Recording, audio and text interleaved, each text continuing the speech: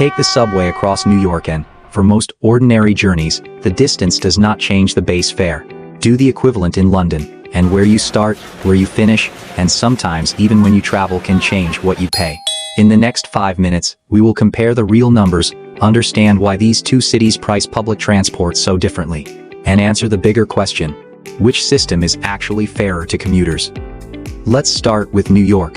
In 2026, a standard ride on the New York City subway or local bus costs $3. Travel just a few stops through Manhattan, or take a much longer subway journey across the city, and the basic fare remains the same. New York also uses OMNY, which automatically caps eligible subway and local bus spending at $35 over a rolling 7-day period. London operates very differently. The London Underground is divided into fare zones. Travel through more zones, and your fare can increase. On weekdays, tube and rail fares can also differ depending on whether you travel during peak or off-peak periods. So from the beginning, London and New York are using two very different ideas about how commuters should pay. London's system is largely built around where and when you travel. It was not always structured this way. Before the early 1980s, London transport relied more heavily on point-to-point fares that were linked to journey distance. Major changes introduced charging zones, creating the foundation of the system London uses today. The logic is simple. Someone making a longer journey across the network can be charged differently from someone traveling only a short distance. But London also protects frequent passengers through daily and weekly fare caps. For example, in 2026, the adult pay-as-you-go daily cap for travel within zones 1 and 2 is $8.90, while the Monday to Sunday cap is $44.70.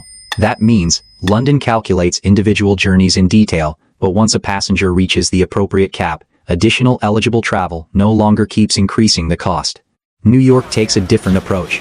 For the subway and local buses, the system is much simpler. There is essentially one standard base fare. This means that distance within the subway system usually does not determine how much a passenger pays. Think about what this means financially. Someone traveling just a few subway stops pays the same basic fare as another passenger traveling a much greater distance across the city.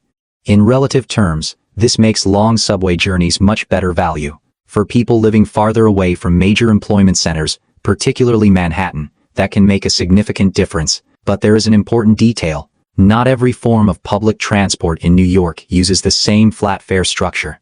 Commuter rail systems such as Long Island Rail Road and Metro North use different pricing models, with fares that can vary depending on the journey. So this comparison specifically focuses on New York City's subway and local buses. Now we reach the part that makes this a financial story rather than simply a transport comparison. The price passengers pay at the gate is not necessarily the full economic cost of transporting them. The Metropolitan Transportation Authority's 2026 operating budget is about $21.3 billion. Only around 26% of its operating budget revenue comes directly from fares. A much larger share comes from dedicated taxes, funding agreements, state and local contributions, while tolls also provide significant revenue. That changes how we should think about a $3 subway ride. The passenger pays at the gate, but other parts of the economy also help finance the transport system. Businesses, motorists, taxpayers, and different forms of economic activity all contribute indirectly through various funding mechanisms. London also relies on much more than passenger fares. Transport for London receives passenger income, but its system also depends on other forms of revenue and public investment. For example, the UK government has agreed billions of pounds in capital funding for transport for London over the coming years. So asking only, which city has the cheaper ticket, misses a major part of the story. The real question is how each city chooses to distribute the cost of public transport. Imagine two commuters. The first lives relatively close to central London and makes shorter journeys. London's zonal structure means that passenger may pay according to the part of the network they actually use, while daily and weekly caps help control the total cost. Now imagine someone traveling a long distance across New York using the subway. That passenger can receive very good value, because the basic fare does not increase simply because the journey is longer. But reverse the situation. A New Yorker traveling only a handful of subway stops still pays the same standard fare as someone making a much longer subway journey. That is why neither system can automatically be called better. They are simply distributing transport costs in different ways. And this is the real financial question behind the comparison. London's system essentially asks, where did you travel, and under what fare conditions? New York's subway largely asks, did you enter the system? London connects pricing more closely to geography and travel patterns. New York's flat subway fare reduces the financial penalty for commuters who live farther away, provided their journey remains within the subway network.